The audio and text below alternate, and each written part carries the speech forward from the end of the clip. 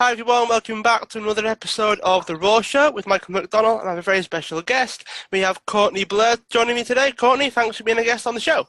Hey, thanks so much for having me. Courtney is the founder and owner of Zippy Content. She started a business out of necessity mostly, and she works with almost 100 entrepreneurs, authors, coaches, consultants, and pretty much everybody that wants to get into the media, because she helps them find podcast interviews amongst other things. So, Courtney, could you share with us a bit about yourself, so where you were born and what it was like for you growing up? Yeah, definitely. So I was born in Provo, Utah, is where my life started.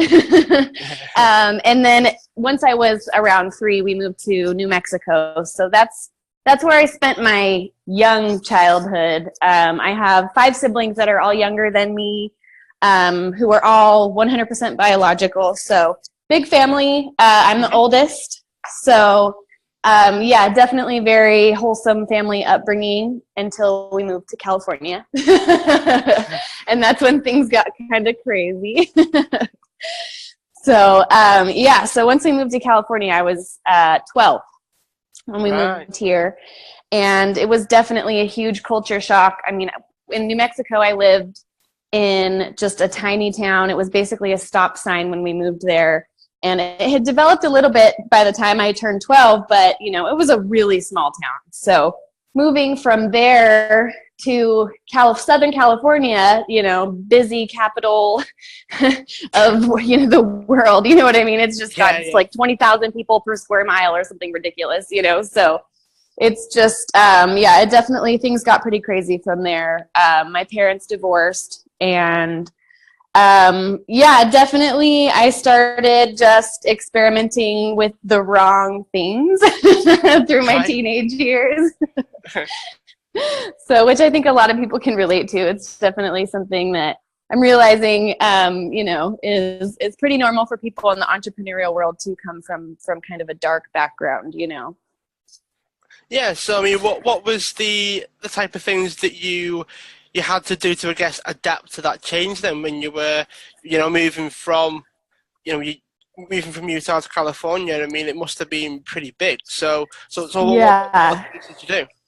So not only did we change locations, but we also, my parents were getting divorced, and we also, so another backstory about myself is I was raised Mormon. So we were very religious growing up. And when my parents got a divorce, that's when we also left the church. So it was like we moved to California, they got a divorce, and our family split apart. And then we left the church, which was like the foundation of my personal beliefs. You know what I mean? So it was it wasn't just like it was literally like jumping timelines in the universe. You know what I mean? Like things just changed on such a crazy level that for me, I kind of freaked out about it. You know what I mean? I was a teenager. I started experimenting with drinking and with drugs, and you know what I mean? So I had no real conception of the subconscious. You know what I mean? So I was just doing everything I can to make it go away, to escape reality. You know what I mean? And to just have fun. I was like forcing fun into my life somehow. You know what I mean? By just going out and partying and not thinking about all the other chaos that was going on in my life, you know. So it took a while for me to catch on and realize that by kind of hiding or putting away my problems, that they were just going to fester, you know what I mean? And they were just going to turn into these even bigger problems in my subconscious and ultimately in my reality, you know. So it definitely took me down a really rough road. And it ended in addiction and overdoses and, you know, some really, really difficult things to have to face, you know. So that is kind of where my journey begins entrepreneurially as well. Like they all kind of tie together. It's really weird. So how do they tie together then? Because you've not really mentioned anything the business related there. So what happened to make it all sort of linked to the business side? So when I decided to get clean and to quit doing drugs and to put that whole life aside, I I feel like, okay, so I got pregnant like a couple months after I got clean. So that's when I had to start my business, was when I was like, okay, so, you know, I can't go back into the regular, you know, quote unquote business world. You know what I mean? Like, I had to figure out a way to work from home. You know, I was dealing with a lot of subconscious stuff that I didn't realize, and I couldn't be in a regular work environment. Like, I really just don't think that it would have happened for me. Like, it wouldn't have worked out. You know, I've had a lot of mental health days, and you know what I mean? So it's definitely been one of those things. And especially with an infant, you know, having a baby, there was no way for me to afford to send her to daycare all day. I mean, in California, it's as much as a mortgage to send your kid to full-time daycare, you know? So it just didn't make sense for me to go back into the work world at all. You know, so that's when I kind of had to say, okay, so time to make money from your computer, Courtney. Like, let's make a break time. Yeah. So from there, you know, it's been wild. My dad was actually the first person to ever hire me to find him podcast interviews. So that's kind of where this all began. My dad and I like put our heads together. He's got a lot of stuff in the self-help, personal development, and psychology realm. He's got courses and stuff like that. So he's very similar to a lot of my other clients, where he wants to get onto podcasts to, you know, spread their message, talk about their business, talk about their courses, book, whatever, you know. So that's what I was doing. And he just hired me as an employee of his company to do this. And so I was just finding him podcast interviews for a year and a half, probably, without realizing what a goldmine I was sitting on. Yeah, I'm sure. You know, and so I built up a network, and I kind of learned how to handle booking and tracking and all this stuff. And by the time I realized I needed to make more money, we kind of sat down and put our heads together, and he's like, Courtney, I want you to know that you've got a business that you're sitting on top of, and you don't even know it. Like, people will pay you to find them interviews on podcasts. This is something that people need right now. You know, so I just jumped right into it, and I started emailing people, asking them if they wanted my services, you know. So, and from there, I just happened to fall into the right networks, and I was just learning about it the whole way, you know. So it's definitely been a real like trial and error process figuring out how to do this, but it's been absolutely incredible. I'm sure it sounds, at least to me, that it's almost like a bit of a roller coaster ride, followed by a slide on the way down into the pool, and there's all kinds of fireworks going off in the background. Oh yes, that's a perfect description of what's been going on. So when you mentioned that you fell into the right networks, because as someone whose profession, if you will, is to get people on to podcasts like this one, what did you have to do to get involved, not only with the right people, to, you know, people that have podcasts, and people that also want podcasts, but then there are people, so like the people that will also benefit the podcaster.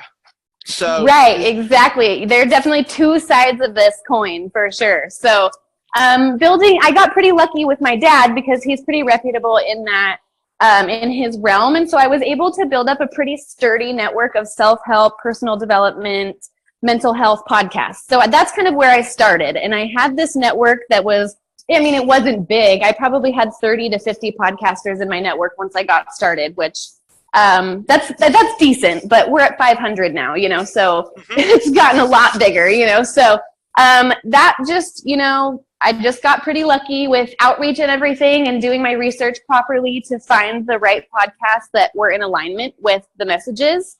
And then from there, once I had that network, that's when I kind of put together my packages and services, and I just started emailing people who had been on podcasts, you know what I mean, that I had like seen on these podcasts that I was working with, you know what I mean? So I just started emailing.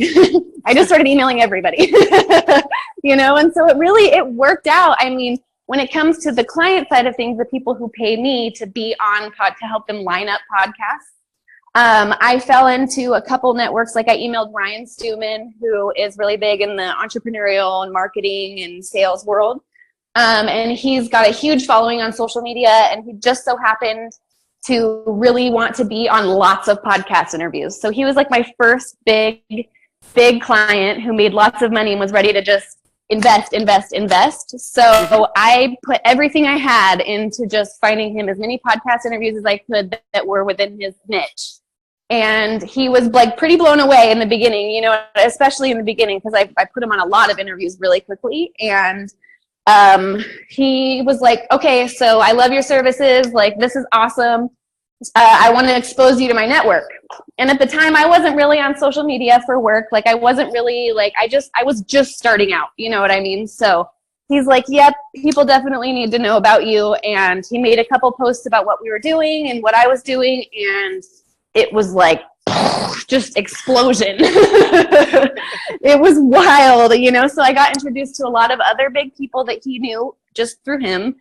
And then, you know, a lot of it, just the network just continued to grow, and it's like tree roots, you know what I mean? And now it's like just this crazy awesome thing where people are, most of my clients come in through referrals now. So I've got like this incredible referral network that sends me their clients, and you know what I mean? Because our services work well together, and, you know, so I've got people sending me their clients, and then I've got podcasters coming to me because they know I need podcasters to my network. So it's kind of turned into just this self-sustaining, self-sufficient thing just through word of mouth, you know what I mean? And through referrals. And I genuinely just, I put all of the value and like why this happened in my services themselves. Like, it's so cool to be able to be like, yes, like this totally works.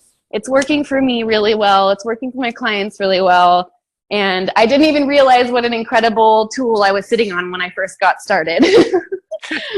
Yeah, I mean, sometimes that can always be the case, can't it? Sometimes you don't realize how good things are until someone shows you how good things are sometimes. Yeah, definitely.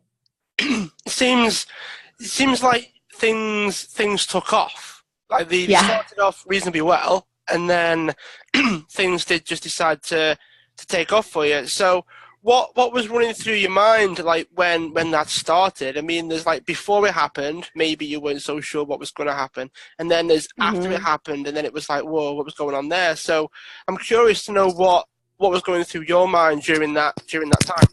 Oh my gosh, it has been, I mean, I've just been watching this whole thing unfold. Like, I feel like the most that I did was just send some emails and like jump on some calls with people and talk to them about it. You know what I mean? And so it's like, I feel like very, very blessed, because starting my business, I feel like I was in like the Goldilocks zone. You know what I mean? Like, just that perfect, not too hot, not too cold, like perfect environment to get this business going. And it was, not many people have that easy of a start. So I feel just very much like the universe just gave me this, you know what I mean? And was like, here, like, this is what you get, you know? So this whole time that this has been happening, I'm just sitting here going, holy crap, you know what I mean? This is just incredible. Like, I can't believe this is happening. I didn't even realize, when I started this, when I first got started like a year and a half ago, my biggest goal was pay off my student loans. You know what I mean? Like, that was my biggest goal. And now I'm like, wow, this thing is going to be,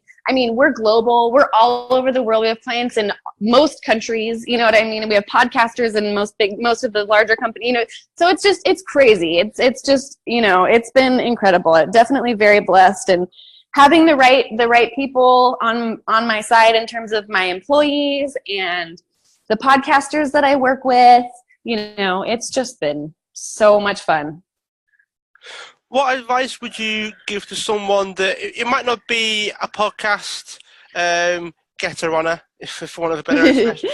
It could be like someone could be sitting on a moment where they're not sure if it's going to work, or maybe they're still sending those emails, you know, maybe they're still at that point where they're sending the 500, knowing that maybe they might get one, or you know, all those moments that I'd imagine there are people listening that are very, very, very, very familiar with. What advice would you give to those people that are in that situation? Just don't give up. I mean, what's the worst that's going to happen if you just keep doing it? I mean, what? You're going to get a couple more people that tell you they're not interested. Like, once you get that person that's like, this is an incredible idea, you know what I mean? It's like so much fuel to the fire, and it's so worth it to just keep going. There are definitely days where it literally feels like nothing is happening. Everything's stagnant. Nobody's interested. You know what I mean? Clients aren't interested in doing interviews anymore. Everybody has those days where it's super terrible. Like I'm definitely one of those people where I like to make sure that, you know, the people that I'm talking to on social media realize that I'm not having like a perfect life all the time. You know what I mean? Like it's definitely difficult, and it's when you sit down in those moments and just say, okay, so I'm still not giving up. You know, that's when the magic is created, and that's when it happens. I quite like that when you say, well, I'm still not going to give up. I'm still not going to stop. So I've got nothing else to do and I've got nothing better to do. So this has been legit. So I may as well just keep going, just keep sending those emails. Out of curiosity, Courtney, how many did you have to send to get the one that did actually make the difference? Oh man. So I probably sent, you know, a couple hundred emails the first couple weeks. And I had some people that, you know, that nibbled on the idea and that jumped on a call with me and they wanted to learn more, but I had to learn who my ideal client was and like who wasn't a good fit, you know? So the first few people that I spoke with, the first 10, 15, 20 people that I spoke with, they, you know, some of them ended up being clients, but they weren't like rock solid clients, you know what I mean? Like they were just kind of testing things out, and I discovered now, I know, you know, they definitely didn't have things ready to be on podcasts and to actually benefit from them. You know what I mean? So there was definitely a learning curve for me. And so, but I met Ryan. I mean, he was definitely my just earth-shattering client that I met that changed the game for me. And when I met him, it was probably a month after I had been finding a couple people podcast interviews, and you know, I had been sending, you know, several hundred emails probably by then, you know, so, and then it happened, and you know, he was an easy sell, you know what I mean? I got on the phone, he's like, yep, where do I send the money? You know what I mean? And so it happens. You just can't give up. You will find that person who's like, yes, take my money. I guess to a certain extent as well, like if all you really need is one as well, like you can wait for that one. Like yes. Sometimes you've got to shoot for the thing that's big enough whereby you only need the one.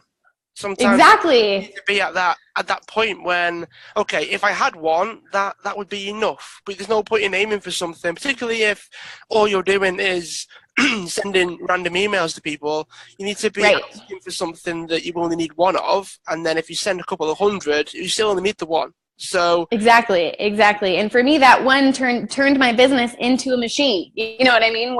So it was so worth it to just keep going and keep sending the emails, because all of a sudden I had clients coming to me and podcasters coming to me just from meeting this one person and doing outreach properly, which I don't even know. At the time, I looked back at that script that I sent him and I'm like, how did he even buy this? You know what I mean? Like, I didn't know anything about what I was doing. The copy was terrible. The whole thing was terrible. It was just, you know, like, seriously, the people in the very beginning, you're probably stressing out about being an expert and having the people look at you like you're an idiot. And you know what I mean? Like, you don't know enough. I didn't know anything about sales, about selling podcast interviews, about going on podcasts. I didn't know anything. I was just sending emails saying, I have this thing, you know, so do it. Just do it. Like, seriously, if you have an open mind and you're eager to learn, you're going to meet the right people who are willing to take you under their wing and be like, okay, so this is probably how you should do things, or you know what I mean? And it's going to work for you. Yeah. What would be your top things to do and things to not do for podcasters and podcast guests when it comes to, so we'll stick to your area in terms of like the actual interview and booking and all those sort of things. So let's sort of start with the guest first. So because people listen to this, they might want to be on podcasts. So what would be your to-dos and to-don'ts for those people? Okay, so if my clients are authors, entrepreneurs, coaches, consultants, basically anybody who is just up to something, you know, that's you can talk about, you know what I mean? That's in the online space that you can benefit from. So somebody that isn't in the right place to be on podcasts, in my opinion, just from doing this for a couple of years, is, you know, okay, so an example is, if you're maybe a real estate agent, a realtor, okay, so you sell just single family houses. Awesome. I love it. Incredible stuff. But I mean, the people who are really benefiting from doing podcast interviews are establishing themselves as an authority. You know what I mean? And they have somewhere to direct traffic that is going to ultimately, make them money. It's going to maintain the traffic that they get so that it doesn't dissipate. You know what I mean?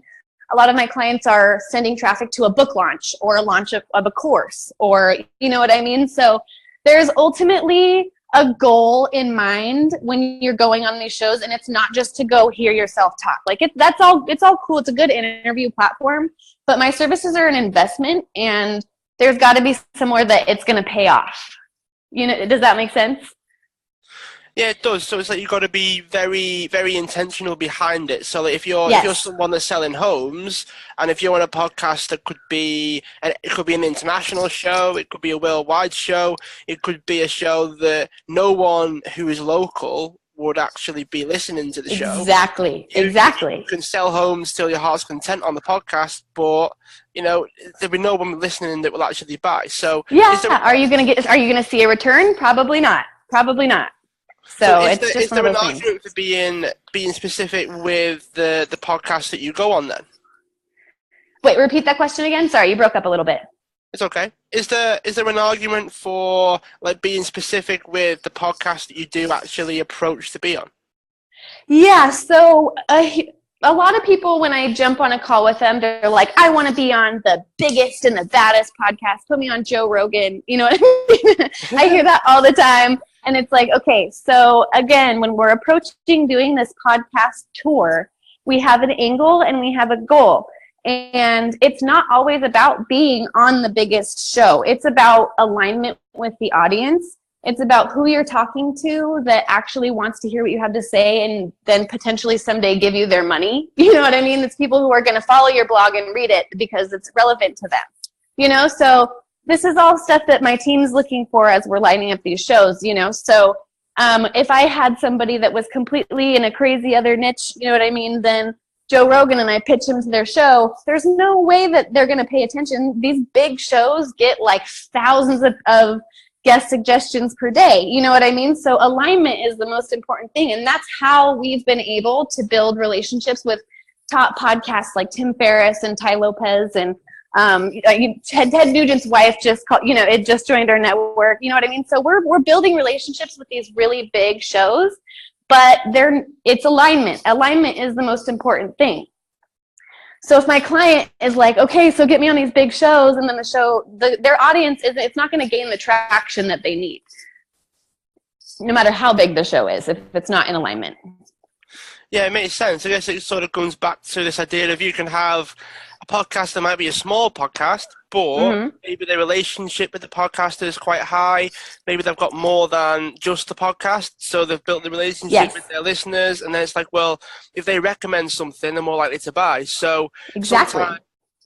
Sometimes it isn't about the podcast as such. It's about the relationship with the people that listen in, and then they're more likely to buy or not likely to buy. And so it's almost like using a podcast. It's not just about a PR thing. It's about, okay, how do you actually get people to buy what you sell through podcasts? Yes, strategy. Strategy is the number one through this whole thing. So, I mean, it's definitely not just a cool interview platform. It is a cool interview platform, but that's not all it is. There's so much more that happens behind the scenes. And you're totally right about just the relationships that come from the interviews. I have clients who they do an interview and then they get along with the podcaster so well, and their services complement each other so well outside of the podcast that they become referral partners. They do webinars together. You know what I mean? Like they have these incredible business relationships just because, like you and I, we just get to sit and talk for an hour and like learn more about each other, So it's just incredible all around. Definitely a great experience. Here's probably the bit that you get to share. Could be quite funny, this bit, but is there anything that you think the person shouldn't do if they want to be on podcasts? So have you had any horror stories or? Obviously you'd never share names. You just share the things not to do, right? Right. Exactly. So what sort of things would you be able to share on that front? So without getting too specific, because I'm friends with these people, but this was just for me as a PR professional, it was kind of a nightmare for me. So I had these two people who, in my network, who they knew each other outside of me, but we all had business relationships. We all worked together. And so these two people had a really bad falling out. There's actually three people, and they all happened to be my clients, but there were three people involved. And so there was this huge blow up on social media.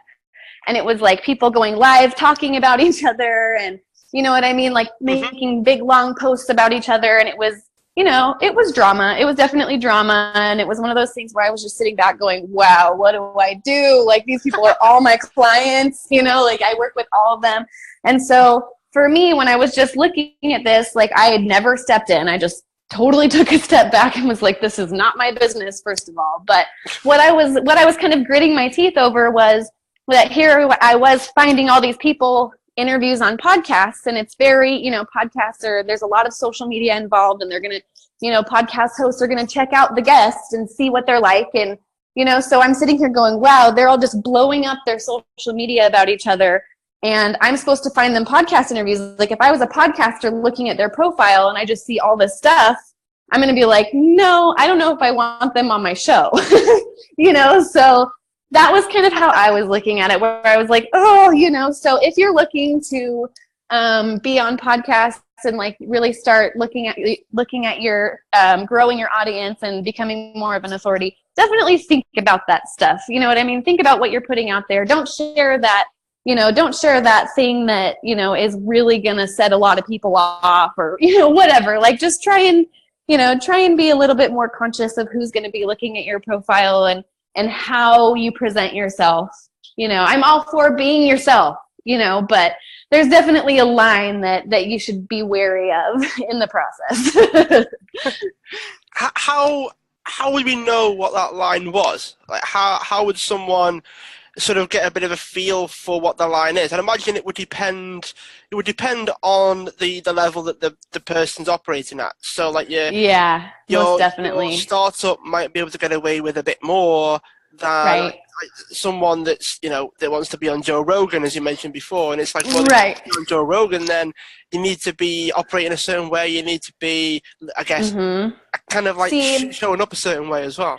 The way I see it is there's being yourself, and there's sharing the ugly side of your story and being vulnerable, and you know what I mean? There's that side of things, which I fully support and I regularly participate in. But then there's like, you know, make sure that it's appropriate, you know what I mean? And that it's not something, you know what I mean? If you're going on your Facebook when you're drunk, that is not something that's going to look good no matter what, you know what I mean? So it's like just one of those things where it's like your own intuition and it's very situational, but just like be careful, you know what I mean? And, you know, that's, I don't know, I guess maybe that's not the right word, but still, it's just one of those things, you know. I think as a professional, most people, it's kind of common sense anyways, you know what I mean? But that's kind of where I'm at with it.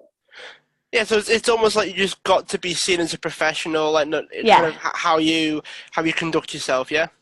Yeah, definitely. And, you know, share your personal life, share your struggles, whatever, you know, but yeah, just, you know, use your intuition in the process.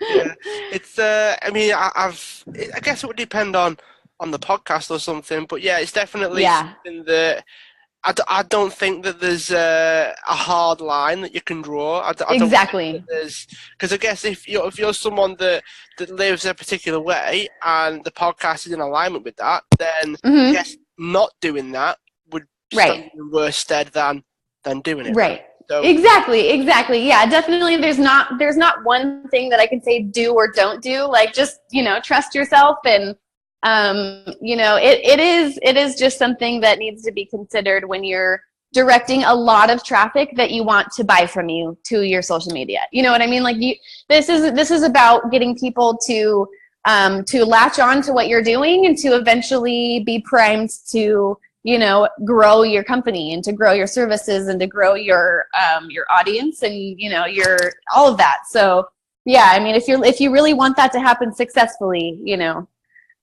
it's just something you got to be wary of. Yeah, for sure.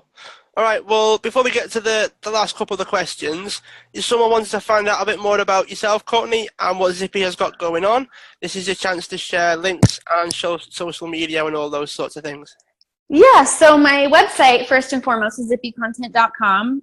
You can learn more about me and my team, about some of our clients, and what we're up to there. You can also ask a question if you'd like to kind of submit an inquiry to me, and you can also book a time with me if you'd like to just jump on a call with me to learn more.